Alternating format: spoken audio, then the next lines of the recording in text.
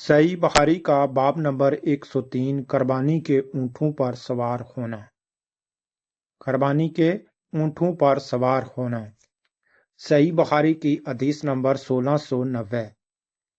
حضرت انس رضی اللہ عنہ سے روایت ہے کہ نبی کریم صلی اللہ علیہ وآلہ وسلم نے ایک شخص کو دیکھا، وہ قربانی کا جانور ہانکے جا رہا ہے۔ آپ صلی اللہ علیہ وآلہ وسلم نے فرمایا، تو اس پر سوار ہو جا۔ اس نے عرض کیا، یہ تو قربانی کا اونٹ ہے۔ آپ نے فرمایا، تو اس پر سواری کر۔ اس نے پھر عرض کیا، یہ تو قربانی کا اونٹ ہے۔ آپ نے تیسری مرتبہ فرمایا، تو اس پر سوار ہو جا۔ تو اس پر سوار ہو جا۔ اس حدیث کے متعلق فائدہ: دور جاہلیت میں لوگ کچھ جانوروں کو مذہبی نظر اور نیاز کے طور پر چھوڑ دیتے تھے۔ دور جاہلیت یعنی کہ اسلام سے پہلے دور جاہلیت میں لوگ کچھ جانوروں کو مذہبی نظر و نیاز کے طور پر چھوڑ دیتے تھے۔ ان پر سواری کرنا ان کے ہاں معیوب تھا۔ قربانی کے جانوروں کے متعلق بھی یہی تصور تھا۔ تو جب مسلمان قربانی کرنے لگے تو قربانی کے جانوروں کے متعلق بھی یہی تصور تھا۔ اسلام نے اسے غلط کرا دیا۔ اسلام نے اسے غلط کرا دیا کیونکہ قربانی کے جانور ہونے کا یہ مطلب ہرگز نہیں کہ انہیں بالکل معطل کر دیا جائے۔ کیونکہ قربانی کے جانور ہونے کا یہ مطلب نہیں کہ انہیں بالکل معطل کر دیا جائے۔ صحیح بخاری کا باب نمبر 105 قربانی کا جانور راستے سے خریدنا، یعنی کہ جب آدمی حج کے لیے جا رہا ہو، کیا وہ قربانی کا جانور راستے سے خرید سکتا ہے؟ صحیح بخاری کی حدیث نمبر 1693۔ حضرت عبداللہ بن عمر رضی اللہ عنہ سے روایت ہے، ان سے ان کے لخت جگر عبداللہ نے عرض کیا کہ آپ ٹھہریں، حج پر نہ جائیں، کیونکہ مجھے اندیشہ ہے کہ آپ کو بیت اللہ سے روک دیا جائے گا۔ حضرت ابن عمر رضی اللہ عنہ نے فرمایا، اس وقت میں وحی کروں گا جو رسول اللہ صلی اللہ علیہ وآلہ وسلم نے کیا تھا۔ ارشاد باری تعالیٰ ہے، تمہارے لیے رسول اللہ صلی اللہ علیہ وآلہ وسلم کی ذات گرامی میں بہترین نمونہ ہے۔ میں تمہیں گواہ بناتا ہوں کہ میں نے اپنے آپ پر عمرہ واجب کر لیا ہے۔ پھر آپ نے عمرے کا حرم باندھا، پھر آپ روانہ ہوئے۔ جب مقام بیدا پر پہنچے تو حج اور عمرے دونوں کا تلبیہ کہا۔ جب مقام بیدا پر پہنچے تو حج اور عمرہ دونوں کا تلبیہ کہا اور فرمایا، حج اور عمرہ دونوں کا ایک ہی معاملہ ہے۔ پھر مقام قدید سے قربانی خریدی۔ جب مکہ مکرمہ تشریف لائے تو حج اور عمرے کا ایک ہی طواف کیا اور حرم نہ کھولا حتیٰ کہ دونوں سے فارغ ہو گئے۔ صحیح بخاری کا باب نمبر 107 قربانی کے اونٹوں اور گائے، بکری، مینڈے کے لیے ہار تیار کرنا۔ قربانی کے اونٹوں، گائے، بکرے اور مینڈے کے لیے ہار تیار کرنا۔ صحیح بخاری کی حدیث نمبر 1696۔ حضرت عائشہ رضی اللہ عنہا سے روایت ہے، انہوں نے فرمایا کہ میں نے نبی کریم صلی اللہ علیہ وآلہ وسلم کی قربانیوں کے ہار اپنے ہاتھ سے تیار کیے۔ حضرت عائشہ رضی اللہ عنہا سے روایت ہے، انہوں نے فرمایا کہ میں نے نبی کریم صلی اللہ علیہ وآلہ وسلم کی قربانیوں کے ہار اپنے ہاتھ سے تیار کیے۔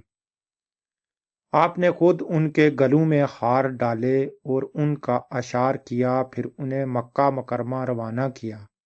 ایسا کرنے سے آپ پر کوئی چیز حرام نہ ہوئی جو آپ کے لیے پہلے حلال تھی۔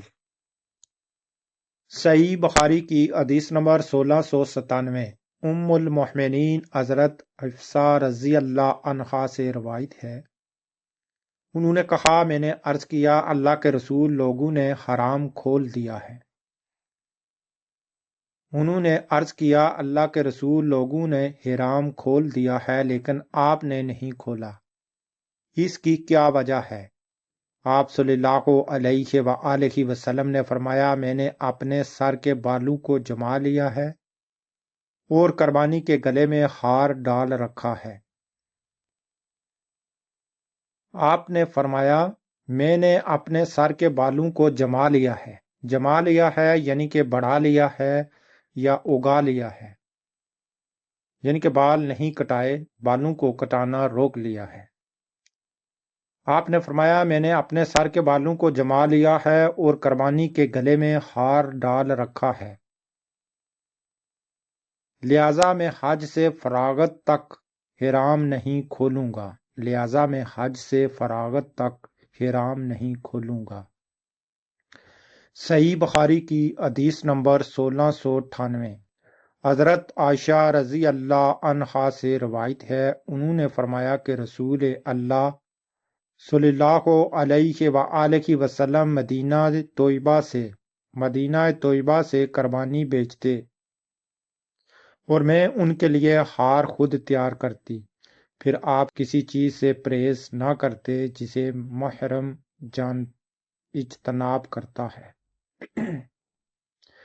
حضرت عائشہ رضی اللہ عنہا سے روایت ہے، انہوں نے فرمایا کہ رسول اللہ صلی اللہ علیہ وآلہ وسلم مدینہ طیبہ سے قربانی بیچتے، یعنی کہ قربانی کے لیے جانور بیچتے، اور میں ان کے لیے آر خود تیار کرتی جو ان کے گلوں میں ڈالے جاتے، پھر آپ کسی چیز سے پرہیز نہ کرتے جس سے محرم اجتناب کرتا ہے۔ صحیح بخاری کی حدیث نمبر 1701۔ حضرت عائشہ رضی اللہ عنہا سے روایت ہے، انہوں نے فرمایا کہ نبی کریم صلی اللہ علیہ وآلہ وسلم نے ایک دفعہ بکریاں قربانی کے لیے مکہ مکرمہ بھیجی تھی۔ صحیح بخاری کی حدیث نمبر 1702۔ حضرت عائشہ رضی اللہ عنہا سے ہی روایت ہے، انہوں نے فرمایا کہ میں نے نبی کریم صلی اللہ علیہ وآلہ وسلم کی قربانیوں کے لیے ہار بنایا کرتی تھی، یعنی کہ قربانیوں کے جانوروں کے لیے ہار بنایا کرتی تھی، جو قربانی کے لیے جانور ہوتے تھے ان کے لیے ہار بنایا کرتی تھی۔ حضرت عائشہ رضی اللہ عنہا سے ہی روایت ہے، انہوں نے فرمایا کہ میں نبی کریم صلی اللہ علیہ وآلہ وسلم کی قربانیوں کے لیے ہار بنایا کرتی تھی۔ آپ انہیں بکریوں کے گلے میں ڈالتے اور خود اپنے گھر میں حرام اور اس کی پابندیوں کے بغیر رہتے تھے، اور خود اپنے گھر میں حرام اور اس کی پابندیوں کے بغیر رہتے تھے، یعنی کہ اپنے گھر میں حرام اور اس کی جو پابندیاں ہوتی ہیں، اس کے پرہیز ہوتے ہیں، اس کے بغیر رہتے تھے۔ یہ حج کی قربانی کے لیے بات ہو رہی ہے۔ صحیح بخاری کا باب نمبر 111۔ پشم سے ہار تیار کرنا۔ صحیح بخاری کا باب نمبر 111۔ پشم سے ہار تیار کرنا، یعنی کہ جو بھیڑ بکری وغیرہ کی اون ہوتی ہے اس سے قربانی کے جانور کے لیے ہار تیار کیا جا سکتا ہے، تو اس کے لیے ہم حدیث پر چلتے ہیں۔ صحیح بخاری کی حدیث نمبر 1705۔ ام المؤمنین حضرت عائشہ رضی اللہ عنہا سے روایت ہے، ام المؤمنین حضرت عائشہ رضی اللہ عنہا سے روایت ہے، انہوں نے فرمایا کہ میں نے قربانیوں کے قلادے اس اون سے بنائے تھے جو میرے پاس موجود تھی۔ انہوں نے فرمایا کہ میں نے قربانیوں کے قلادے اس اون سے بنائے تھے جو میرے پاس موجود تھی۔ صحیح بخاری کا باب نمبر 113۔ قربانی کے جانور کو جولے پہنانا۔ قربانی کے جانوروں کو جولے پہنانا یعنی کہ ان کے اوپر سجاوٹ وغیرہ کرنا، جو کپڑوں کے چادروں کے ذریعے سجاوٹ کی جاتی ہے اور اس کے گلے میں ہار پہنائے جاتے ہیں، تو اس کے لیے ہم حدیث پر چلتے ہیں۔ حضرت عبداللہ بن عمر رضی اللہ عنہ جول کو صرف کوہان کی جگہ سے پھاڑتے تھے، جب جانور کو ذبح کرتے تو جول کو اتار دیتے مبادا خون سے اسے خراب کر دے، مبادا کہ خون اسے خراب نہ کر دے، پھر اسے صدقہ کر دیتے تھے۔ صحیح بخاری کی حدیث نمبر 1707 حضرت علی رضی اللہ عنہ سے روایت ہے، انہوں نے کہا مجھے رسول اللہ صلی اللہ علیہ وآلہ وسلم نے یہ حکم دیا تھا کہ جو اونٹ قربانی کے طور پر میں نے ذبح کیے ہیں ان کی جولیں اور کھالیں صدقہ کر دوں۔ حضرت علی رضی اللہ عنہ سے روایت ہے، انہوں نے کہا مجھے رسول اللہ صلی اللہ علیہ وآلہ وسلم نے یہ حکم دیا تھا کہ جو اونٹ قربانی کے طور پر میں نے ذبح کیے ہیں ان کی جولیں اور کھالیں صدقہ کر دوں۔ آپ کے علم میں اضافہ کرتے ہیں کہ حدیثوں سے ثابت ہوتا ہے کہ جو قربانی کے جانور ہیں ان کے گلے میں جو آپ نے ہار ڈالے ہوئے ہیں، جولیں جو ان کو پہنائی ہوئی ہیں، یعنی کہ جو کپڑے یا دیگر چیز سے ان کو سجاوٹ کے لیے سجایا ہوا ہے، اور ان کے گلے میں جو ہار ڈالے ہوئے ہیں اور ان جانوروں کی جو کھالیں ہیں، یہ آپ اپنے پاس نہیں رکھ سکتے، یہ بھی آپ کو جانور کے ساتھ صدقہ کرنی ہوتی ہیں، یہ بھی اس قربانی کے جانور کا میں شامل ہوتی ہیں، تو ان کو صدقہ کر دیا کریں۔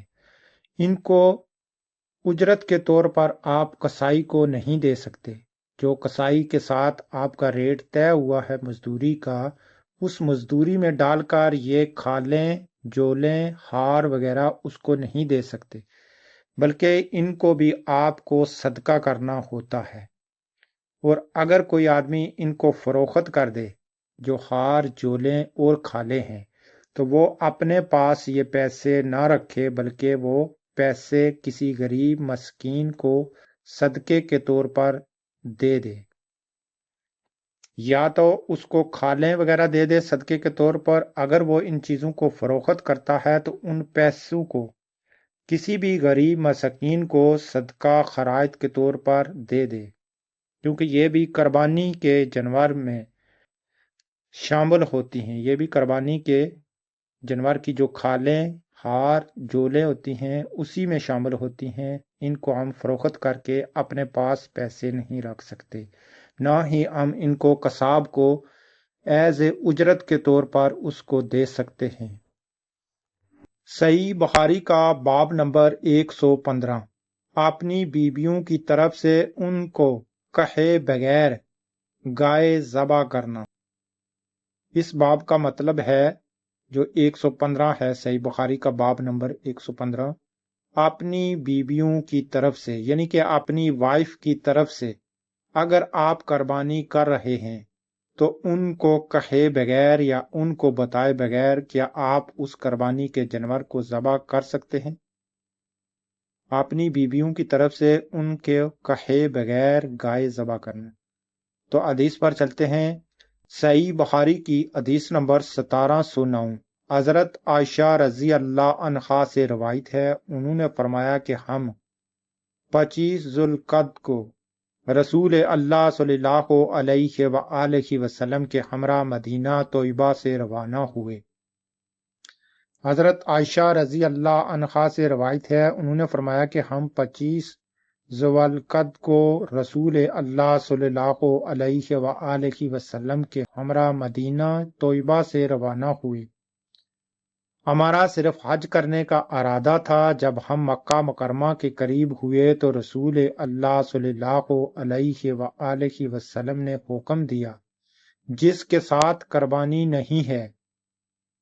جب ہم مکہ مکرمہ کے قریب ہوئے تو رسول اللہ صلی اللہ علیہ وآلہ وسلم نے حکم دیا جس کے ساتھ قربانی نہیں ہے، وہ جب بیت اللہ کا طواف اور صفا و مروہ کی سعی کر چکے تو احرام کھول دے۔ حضرت عائشہ رضی اللہ عنہا نے فرمایا قربانی کے دن ہمارے سامنے گائے کا گوشت لایا گیا۔ حضرت عائشہ رضی اللہ عنہا نے فرمایا کہ قربانی کے دن ہمارے سامنے گائے کا گوشت لایا گیا تو میں نے پوچھا یہ گوشت کیسا ہے؟ لانے والے نے کہا کہ رسول اللہ صلی اللہ علیہ وآلہ وسلم نے اپنی بیویوں کی طرف سے قربانی کی ہے۔ لانے والے نے کہا کہ رسول اللہ صلی اللہ علیہ وآلہ وسلم نے اپنی بیویوں کی طرف سے قربانی کی ہے۔ اس حدیث کے مطابق اگر کوئی بھی شوہر اپنی زوجہ کی طرف سے قربانی کر رہا ہے اور اس نے پہلے اپنی زوجہ کو نہیں بتایا ہوا کہ وہ اس کی طرف سے آج قربانی کرے گا، اس کو بتائے بغیر وہ اس کی طرف سے قربانی کر رہا ہے، جو بھی وہ اونٹ، گائے، بکری وغیرہ ذبح کرے گا اور اس کی وہ قربانی ہو جائے گی اپنی زوجہ کی طرف سے، کیونکہ ہمارے لیے نبی کریم صلی اللہ علیہ وآلہ وسلم کی زندگی سب سے بہترین نمونہ ہے، تو ہمارے پیارے نبی حضرت محمد صلی اللہ علیہ وآلہ وسلم نے اپنی بیویوں کو بتائے بغیر ان کی قربانی ذبح کی۔ اور حضرت عائشہ رضی اللہ عنہا فرماتی ہیں کہ قربانی کے دن ایک آدمی ہمارے پاس گائے کا گوشت لایا اور میں نے اس سے پوچھا یہ گوشت کیسا ہے، تو اس نے فرمایا کہ رسول اللہ صلی اللہ علیہ وآلہ وسلم نے اپنی بیویوں کی طرف سے قربانی کی ہے۔ تو لہذا کوئی بھی شوہر اپنی زوجہ کی طرف سے قربانی اس طرح ادا کر سکتا ہے۔ صحیح بخاری کی حدیث نمبر 1710 حضرت نفع رحمت اللہ سے روایت ہے کہ حضرت عبداللہ بن عمر رضی اللہ عنہ جائے قربانی پر اپنی قربانی ذبح کرتے تھے۔ صحیح بخاری کی حدیث نمبر 1710 حضرت نفع رحمت اللہ سے روایت ہے کہ حضرت عبداللہ بن عمر رضی اللہ عنہ جائے قربانی پر اپنی قربانی ذبح کرتے تھے۔ ان کے بیٹے عبید اللہ نے کہا کہ رسول اللہ صلی اللہ علیہ وآلہ وسلم کی جائے قربانی پر اپنی قربانی کرتے تھے۔ صحیح بخاری کی حدیث نمبر 1711 حضرت عبداللہ بن عمر رضی اللہ عنہ ہی سے روایت ہے کہ وہ مزدلفہ سے رات کے آخری حصے میں حاجیوں کے ہمراہ، جن میں آزاد اور غلام ہوتے، قربانی بیچتے، پھر اسے رسول اللہ صلی اللہ علیہ وآلہ وسلم کے نر کرنے کی جگہ لے جایا جاتا۔ صحیح بخاری کا باب نمبر 117 اپنے ہاتھ سے قربانی کو نر کرنا۔ صحیح بخاری کا باب نمبر 117 اپنے ہاتھ سے قربانی کو نر کرنا۔ صحیح بخاری کی حدیث نمبر 1712 حضرت انس رضی اللہ عنہ سے روایت ہے، انہوں نے ایک طویل حدیث بیان کرتے ہوئے فرمایا، نبی کریم صلی اللہ علیہ وآلہ وسلم نے اپنے ہاتھ سے 7 اونٹ کھڑے کر کے نر فرمائے اور مدینہ طیبہ میں 2 چت قبرے بڑے سینگوں والے مینڈے بطور قربانی ذبح کیے۔ مینڈے یعنی کہ بکرے۔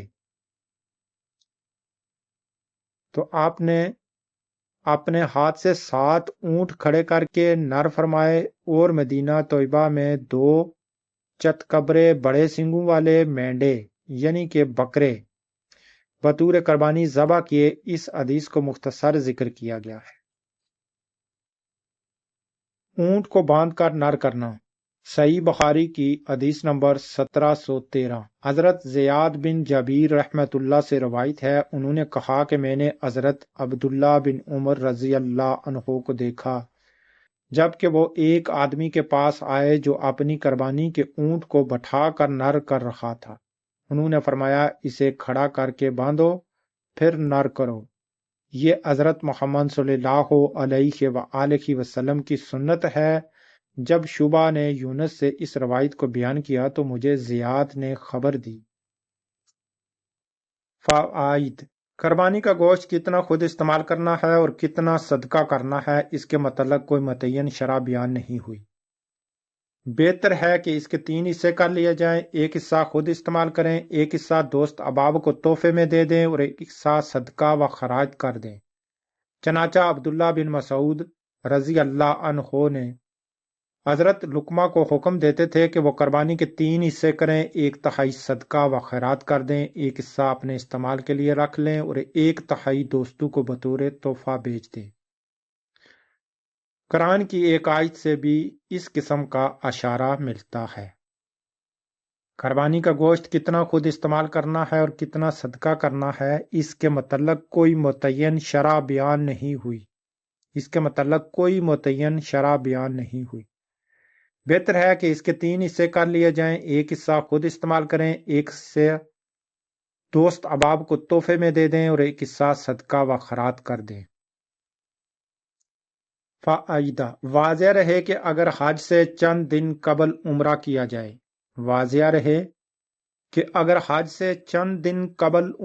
جائے اور اندیشہ ہو کہ حلق کرانے کے بعد 10ویں ذوالحج تک بال نہیں اگ سکیں گے، اور اندیشہ ہو کہ حلق کرانے کے بعد یعنی کہ سر منڈوانے کے بعد 10ویں ذوالحج تک بال نہیں اگ سکیں گے، یعنی کہ حج والے دن بال نہیں اگ سکیں گے،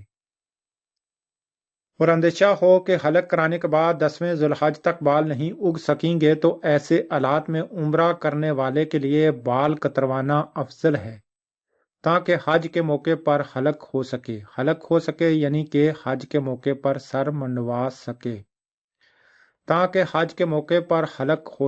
رسول اللہ صلی اللہ علیہ وآلہ وسلم کے ہمراہ جن حضرات نے عمرہ کیا تھا انہوں نے اس موقع پر بال چھوٹے کرائے تھے۔ رسول اللہ صلی اللہ علیہ وآلہ وسلم کے ہمراہ جن حضرات نے عمرہ کیا تھا انہوں نے اس موقع پر بال چھوٹے کرائے تھے، یعنی کہ رسول اللہ صلی اللہ علیہ وآلہ وسلم کے ہمراہ جن لوگوں نے حج سے چند دن پہلے عمرہ کیا تھا تو انہوں نے عمرے کے دن بال چھوٹے کرائے تھے۔